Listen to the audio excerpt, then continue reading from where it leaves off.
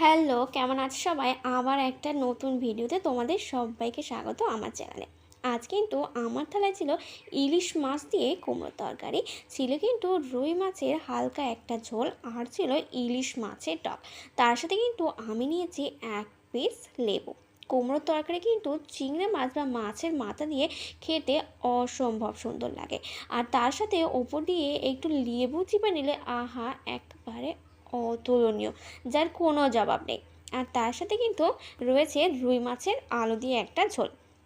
মাছটার সাইজটা কিন্তু বেশ মোটামুটি ছিল।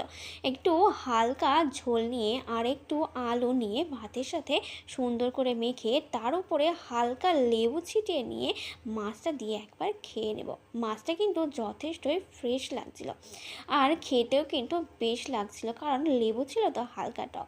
আর তার সাথে রয়েছে ইলিশ মাছের টক। আজকের ভিডিওটা এখানেই, যদি ভালো লাগে একটা লাইক